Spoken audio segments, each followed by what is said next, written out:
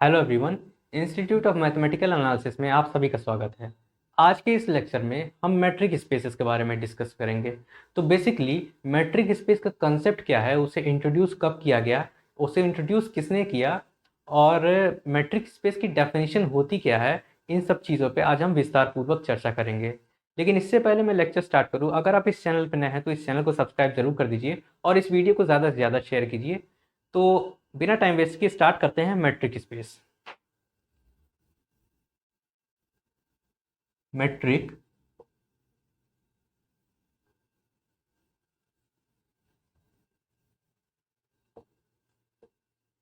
Matric space.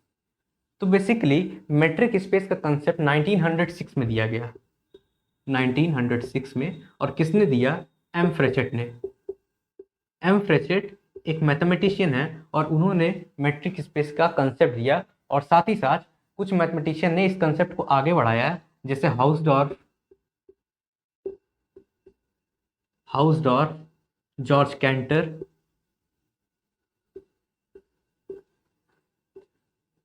Ernst Lindelof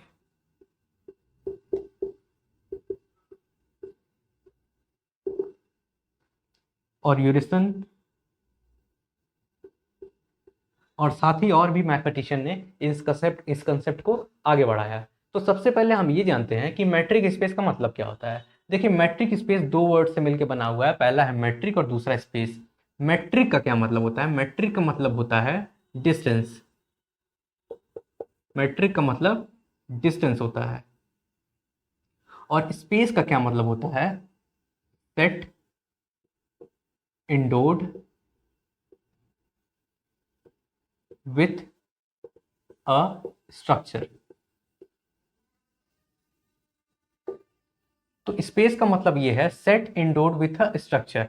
अब देखिए, matric का मतलब है डिस्टेंस और स्पेस का मतलब set endowed with a structure. Basically क्या होता है मैट्रिक स्पेस? क्या है? Euclidean space, Euclidean Euclidean geometry आप कह सकते हैं, यूक्लिडियन ज्योमेट्री और टोपोलॉजी।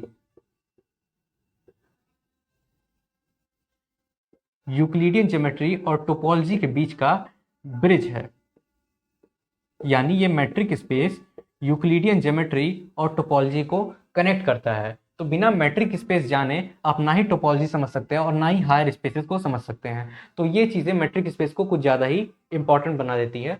तो सेट इंडोर विद स्ट्रक्चर का क्या मतलब है, अब ये समझते हैं। जैसे आपने पढ़ा होगा ग्रुप थ्योरी में, क्या पढ़ा होगा? जी स्टार। जी स्टार एक ग्रुप फॉर्म करता है जहां जी क्या होता है? कोई भी नॉन एम्प्टी सेट होता है और स्टार क्या है? इस जी पे बाइनरी ऑपरेशन डिफाइन होता है। तो ये क्या है? ये एक स्ट्रक्चर है, ये एक स्ट्रक्चर है। उसी तरह इसमें क्या होगा? ये सेट है, ये कोई नॉन एम्प्टी सेट है और उसके साथ एक स्ट्रक्चर होना चाहिए। जैसे जी कोई नॉन एम्प्टी सेट है और उसके साथ एक स्ट्रक्चर है, उसके साथ एक स्ट्रक्चर। स्ट्रक्चर कौन सा है? बाइनरी ऑपरेशन है। इसी तरह इसमें भी एक नॉन एम्प्टी सेट होना चाहिए और इसके साथ एक स्ट्रक्चर होता है। और वो स्ट्रक्चर कौन सा होता है? वो स्ट्रक्चर होता है डिस्टेंस का। डिस्टेंस का स्ट्रक्चर होता है और उस स्पेस को जो फॉर्म करेगा वो उसको हम कहेंगे वो मेट्रिक स्पेस है। तो सबसे पहले इसका डेफिनेशन समझते हैं। इसकी डेफिनेशन सबसे पहले लिखते हैं।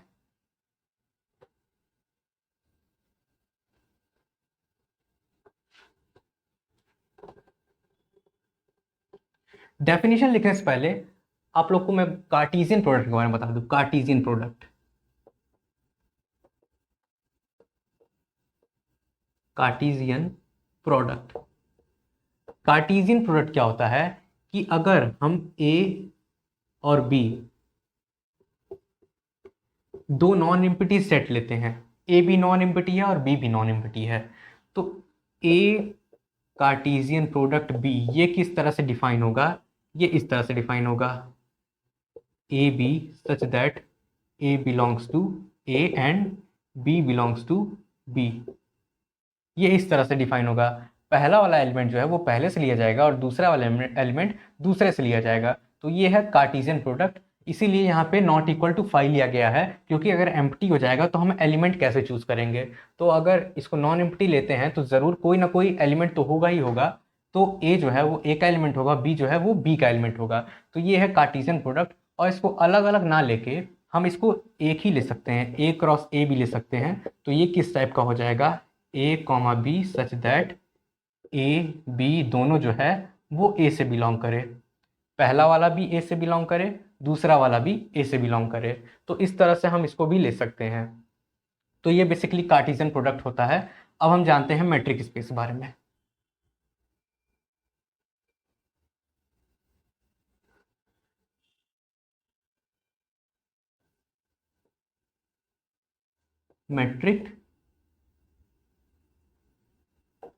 मैट्रिक स्पेसेस, इसकी डेफिनेशन क्या होती है? इसकी डेफिनेशन सबसे पहले हम लिखते हैं, let X not equal to 5 be a set. तो सबसे पहले हमने लिया क्या, कोई एक सेट लिया x जो नॉट इक्वल टू 5 है, यानी ये जो x है वो एक नॉन एम्प्टी सेट है। अब हम क्या करते हैं, define define define d such that x cross x to x, या फिर x cross x to r। देखिए हमने सबसे पहले किया क्या, let x not equal to 5 be a set, यानी x कोई नॉन एम्प्टी सेट है। दूसरी चीज हमने क्या डिफाइन की, एक फंक्शन डिफाइन किया, कहां से कहां, x cross x to r। x cross x मैंने आपको पहले बताया ये कार्टेशियन प्रोडक्ट है, कार्टेशियन प्रोडक्ट है x का। तो इसमें क्या है, d क्या है, इसको हम लोग डिस्टेंस फंक्शन कहेंगे या मैट्रिक फंक्शन कहेंगे।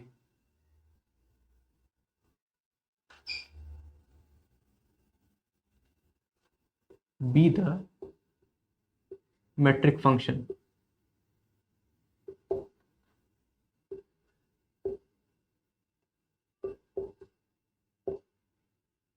then xt forms a metric space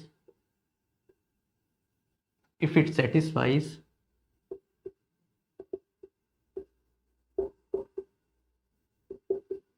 following।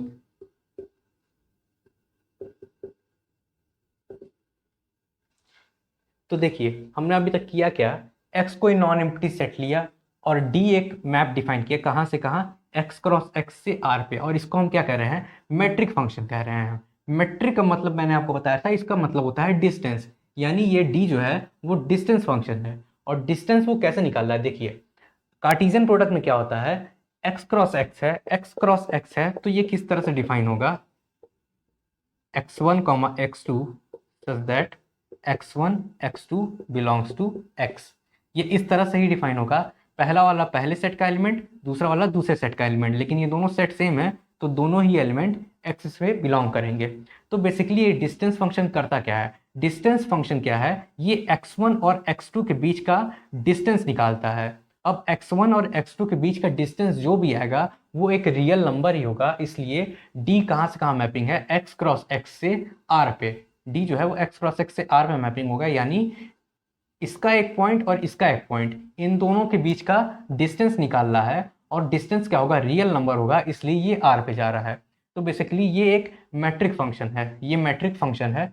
अब देखिए x को d के साथ एक स्ट्रक्चर बनाएंगे, और इस स्ट्रक्चर को हम मैट्रिक स्पेस तब कहेंगे जब ये चार पॉस्टुलेट को सेटिस्फाई करेगा। तो बारी बारी से देखते हैं वो चारों पॉस्टुलेट है क्या। पहला पॉस्टुलेट क्या है, non negative condition.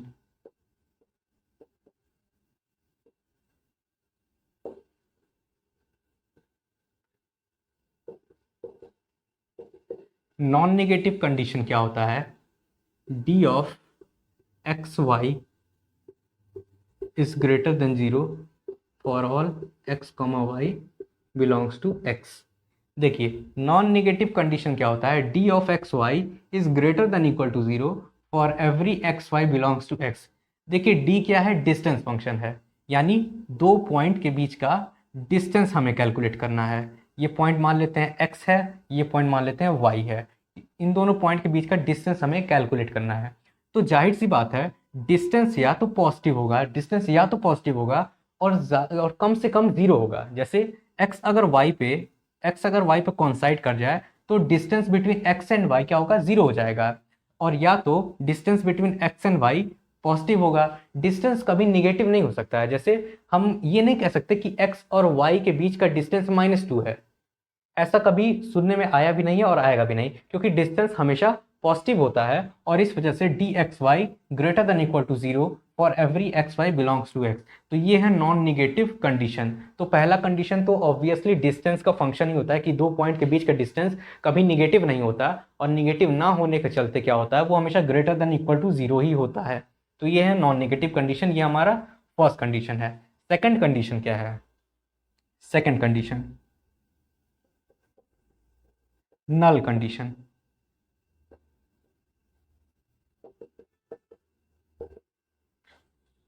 Null condition क्या है? नल कंडीशन में लिखते हैं D x Y is equal to 0 if and only if x is equal to Y. देखिए ये नल कंडीशन है। अब देखते हैं ये कंडीशन क्या कह रहा है। D of X Y is equal to 0, हम इसको मान के चलते हैं D of X Y is equal to 0, यानी distance between x and y is equal to 0, यानी x और y दोनों के बीच का डिस्टेंस 0 है। तो ये कब होगा? ये तब होगा जब x बराबर y हो। जैसे अगर यहाँ कोई पॉइंट हम लेते हैं x, यहाँ कोई पॉइंट अगर हम लेते हैं y, इन दोनों के बीच का डिस्टेंस 0 कब होगा? जब या तो y x पे कॉन्साइड कर जाए या x y पे कॉन्साइड कर जाए। तो इन दोनों ही केस में क्या हो जाएगा, distance between x and y 0 हो जाएगा। तो ये कब होगा? जब या तो x y पे चला जाए या y x पे चला जाए। तो जब x y पे जाएगा तो भी x is equal to y, और जब y x पे जाएगा तो भी x is equal to Y. तो d x Y is equal to 0 तब होगा जब x is equal to Y हो जाएगा। और उल्टा चीज मानते हैं, अगर हम इसको मान के चलते हैं x is equal to Y, तो अगर x is equal to Y है, अगर x is equal to Y है तो हमारे पास एक ही पॉइंट है, और उसी को हम x भी कह रहे हैं और उसी को हम y भी कह रहे हैं। तो x is equal to Y है, तो इस पॉइंट से क्या डिस्टेंस होगा? जैसे मैं अगर कहूँ मेरे से ही डिस्टेंस क्या है, 0 है, तो इस पॉइंट से ही डिस्टेंस क्या हो जाएगा? इस केस में क्या हो जाएगा, डी ऑफ एक्स एक्स हो जाएगा। तो distance between x and x खुद से डिस्टेंस क्या होता है, 0 होता है। तो डी ऑफ एक्स एक्स 0 हो जाएगा। तो अगर x is equal to Y है तो डी ऑफ एक्स वाई 0, यहाँ x is equal to Y है तो यहाँ पे x x ही हो जाएगा, लेकिन इसको एज इट इज ही लिखते हैं। तो डी एक्स वाई अगर 0 है तो ये कंडीशन सेटिस्फाई होगा, और अगर x is equal to Y है तो ये कंडीशन सेटिस्फाई होगा। तो ये है हमारा नल कंडीशन। अब हम थर्ड कंडीशन देखते हैं। थर्ड कंडीशन है सिमेट्रिक कंडीशन।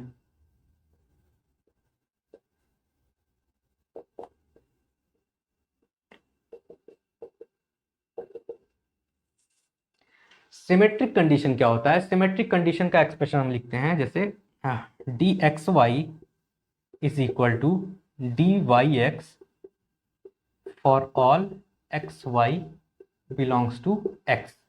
तो देखिए ये बेसिकली कह रहा है distance between X and Y is equal to the distance between Y and X. अब अगर कोई पॉइंट है यहाँ पे x और एक पॉइंट है यहाँ पे y, तो x और y के बीच का डिस्टेंस, y और x के बीच का डिस्टेंस, दोनों ही डिस्टेंस सेम होगा। तो इस वजह से ये सिमेट्रिक कंडीशन है कि D of X Y is equal to D of Y X. अब चाहे x का y से डिस्टेंस निकाले या y का x से डिस्टेंस निकाले, दोनों डिस्टेंस सेम ही आना है। तो ये D x Y is equal to D Y X for every X Y belongs to X. तो ये है हमारी थर्ड प्रॉपर्टी, सिमेट्रिक कंडीशन। अब फोर्थ प्रॉपर्टी देखते हैं। फोर्थ प्रॉपर्टी है ट्रायंगुलर इनइक्वालिटी।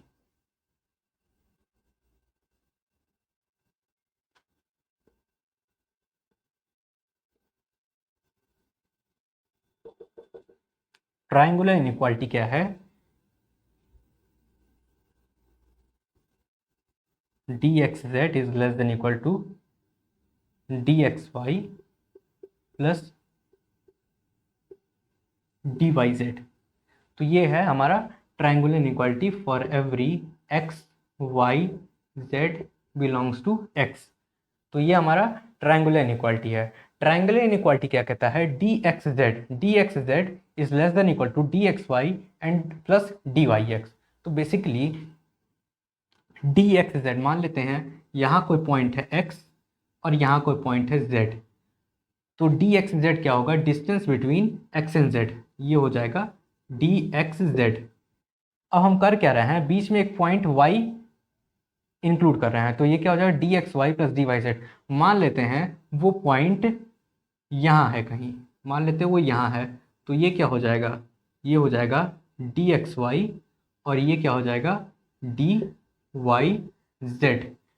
तो ये भी है कि D X Z is always less then और इक्वल टू, जैसे अगर ये पॉइंट यहाँ पे आ गया, अगर ये पॉइंट यहाँ पे आ गया तो यहाँ लेस देन नहीं होगा, यहाँ पे इक्वल टू हो जाएगा, क्योंकि डी एक्स जेड जो है वो D x Y plus D Y Z के इक्वल हो जाएगा। लेकिन अगर वो इस पे ना होके इस लाइन पे ना होके और भी कहीं चला जाए, तो क्या हो जाएगा, D X Z is always less than D x Y plus D Y Z. तो इस डायग्राम से आप इसको क्लियरली समझ सकते हैं कि ये कैसे हो रहा है। तो ये हमारा फोर्थ कंडीशन है। अब देखिए क्या होता है, अब क्या होता है कि कोई ऑथर क्या करते हैं, फर्स्ट कंडीशन, ये जो नॉन नेगेटिव कंडीशन है, इसको कंसीडर नहीं करते हैं। क्योंकि ऐसा क्यों करते हैं वो लोग, क्योंकि ये जो फोर्थ कंडीशन है ट्रायंगुलर इनइक्वालिटी, इसके हेल्प से हम फर्स्ट कंडीशन को डिराइव कर सकते हैं। तो मैं आपको डिराइव करके बताता हूँ, लेकिन इससे पहले क्या है, मैट्रिक स्पेस की डेफिनेशन क्या है कि एक्स कोई नॉन एम्प्टी सेट है, डी कोई फंक्शन है, कहाँ से कहाँ, एक्स क्रॉस एक्स से आर पे, और इस फंक्शन को हम लोग कहते हैं मैट्रिक फंक्शन, क्योंकि ये एक्स के दो पॉइंट्स के बीच का डिस्टेंस बताता है, तो इसलिए इस फंक्शन को हम लोग मैट्रिक फंक्शन कहते हैं। तो एक्स को अगर हम डी के साथ एक स्ट्रक्चर के फॉर्म में लिखेंगे, वो मैट्रिक स्पेस तब फॉर्म करेगा जब ये चार कंडीशन सेटिस्फाई होगा। पहला कंडीशन नॉन नेगेटिव कंडीशन, दूसरा कंडीशन नल कंडीशन, तीसरा सिमेट्रिक कंडीशन और चौथा ट्रायंगुलर इनइक्वालिटी कंडीशन। तो अगर ये चारों प्रॉपर्टी सेटिस्फाई होती है तो हम कहेंगे कि ये x जो है इस d के साथ मैट्रिक स्पेस फॉर्म करेगा, या d जो है वो मैट्रिक फंक्शन फॉर्म करेगा ऑन x। तो ये हमारा मैट्रिक स्पेस का डेफिनेशन था। अब हम आपको डिराइव करके बताते हैं कि जो triangular inequality non negative condition को कैसे इम्प्लीमेंट करता है। तो इससे पहले तो हम क्या करते हैं, इसको इरेज करते हैं।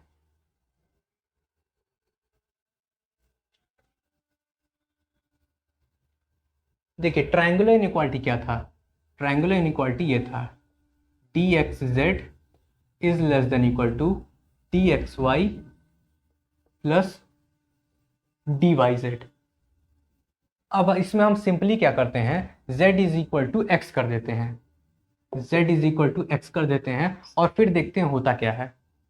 तो यहाँ पे क्या होगा, z को x कर देंगे तो यहाँ पे डी एक्स एक्स हो जाएगा, less than equal to D x Y plus D Y X, ये हो जाएगा।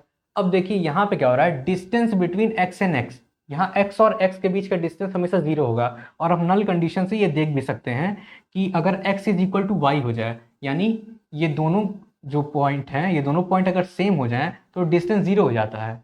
तो d ऑफ x x 0 हो जाएगा, क्योंकि distance between x and x 0, तो यहाँ पे हम लोग 0 लिख सकते हैं। फिर लेस देन इक्वल टू, अब यहाँ देखिए distance between x and y plus distance between y and x, तो दोनों सेम ही चीज़ होता है। और सिमेट्रिक कंडीशन ये बात हम लोग बताता भी है कि distance between x and y is equal to distance between y and x। तो ये दोनों सेम क्वांटिटी हैं, तो इसको हम distance between x and y लिख सकते हैं, डी एक्स वाई भी इसको लिख सकते हैं। तो यहाँ पे क्या हो जाएगा, ये भी डी एक्स वाई और ये भी डी एक्स वाई, तो यहाँ पे 2 dxy, यहाँ 2 dxy हो जाएगा। और इसका क्या मतलब, यहाँ 2 को डिनोमिनेटर में सेंड कर देंगे, तो ये क्या हो जाएगा, ये हो जाएगा D x Y greater than equal to 0। तो देखिए यहाँ हुआ क्या, यहाँ हमने ट्रायंगुलर इनइक्वालिटी से फर्स्ट कंडीशन को डिराइव कर दिया, ट्रायंगुलर इनइक्वालिटी से फर्स्ट कंडीशन को डिराइव कर दिया। तो इसलिए कुछ ऑथर फर्स्ट कंडीशन को यूज़ नहीं करते हैं, वो डायरेक्टली इन तीनों कंडीशन को यूज़ कर लेंगे। अगर ये तीनों कंडीशन सेटिस्फाई करता है तो हमारा जो स्पेस होगा वो मैट्रिक स्पेस हो जाएगा, अदरवाइज मैट्रिक स्पेस नहीं होगा। तो ये था आज का कंसेप्ट मैट्रिक स्पेस का, मैट्रिक स्पेस का कंसेप्ट, इसकी डेफिनेशन, इसके चारों प्रॉपर्टीज़ और इसका डेरिवेशन ट्रायंगुलर इनइक्वालिटी से नॉन नेगेटिव कंडीशन पे। तो होप आप लोग को अच्छा लगा होगा, और अगर आपको कोई डाउट होता है तो आप कमेंट सेक्शन में कमेंट ज़रूर करें। और अगर आप इस चैनल पर नए हैं तो इस चैनल को सब्सक्राइब कर दें और इस वीडियो को शेयर करें ज़्यादा से ज़्यादा और इस वीडियो को लाइक भी कर दें। तो मिलते हैं नेक्स्ट लेक्चर में। Have a nice day.